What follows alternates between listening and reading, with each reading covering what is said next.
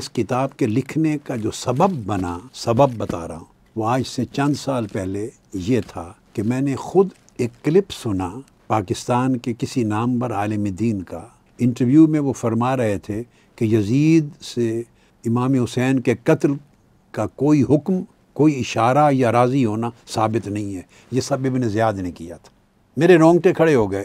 یہ جب میں نے کلپ سنا، اگلے دن میں نے قلم اٹھایا اور اس کتاب کی تعریف شروع کی۔ یزید کا قطعی طور پر امام حسین علیہ السلام کو قتل کرنے کا حکم ثابت ہے بغیر شک و شبہ کے، اور صرف کتب تاریخ سے نہیں، امام حسین علیہ السلام کو قتل کرنے کا حکم کتب حدیث سے ثابت ہے۔ اور یہ کہنا کہ وہ ابن زیاد نے کروایا، یزید کو خبر نہ تھی، یہ یزید کو باعزت بری کرنے والے لوگوں کو سوچنا چاہیے کہ قیامت کے دن وہ کہاں کھڑے ہوں گے۔ قتل حسین کے مقدمے میں یزید کو باعزت بری نہیں کیا جا سکتا، اس نے حکم دیا ہے، اس کے حکم سے ہر قدم اٹھایا گیا ہے، اس کے حکم سے سر بریدہ لاشیں چھوڑی گئی ہیں اور سر نیزوں پہ دمشق پہنچائے گئے ہیں، اس نے آپ کے لب اقدس پہ چھڑیاں ماری ہیں، اس نے فتح و کامرانی کے شادیانے بجائے اس نے لغویات بکی ہیں، اور اس نے خط لکھا ہے ابن زیاد کو، امام حسین کو کوڈ ورڈز میں قتل کرنے کا، حتیٰ کہ ابن زیاد نے اقرار کیا ہے کہ یزید نے مجھے دو آپشن دے دی تھی، یا حسین کو قتل کر دو یا خود قتل ہو جاؤ۔ سو میں نے اپنی جان بچائی، حسین کو قتل کرنے کا آپشن دی۔ ام المومنین ام سلمہ رضی اللہ تعالی، یہ امام احمد بن حنبل نے اپنی مسند میں روایت کیا، حدیث کی کتاب، اور فضائل الصحابہ نے، اور امام طحاوی نے شرح مشکل الاثار میں، اور طبرانی المعجم الکبیر میں انہوں نے یزید اور اس کے لشکر کا ذکر کر کے فرمایا قاتلوہ قاتلہم اللہ، انہوں نے امام حسین کو قتل کیا،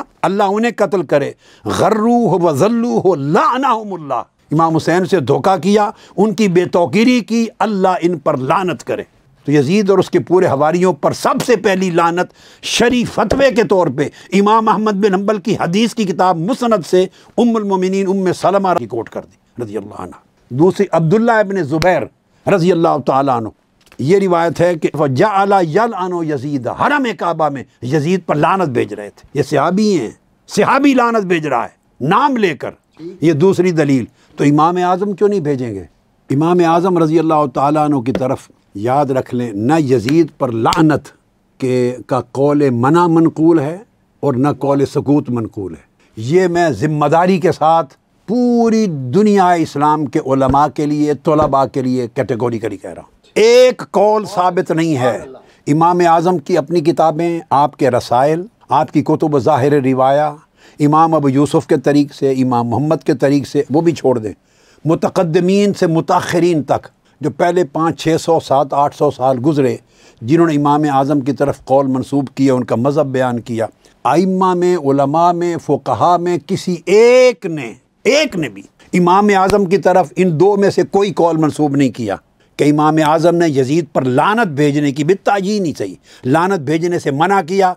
کوئی قول امام اعظم ابو حنیفہ سے منقول نہیں ہے۔ فرمایا کہ سلف صالحین میں دو قول ملتے ہیں اس پہ لعنت کے بارے میں۔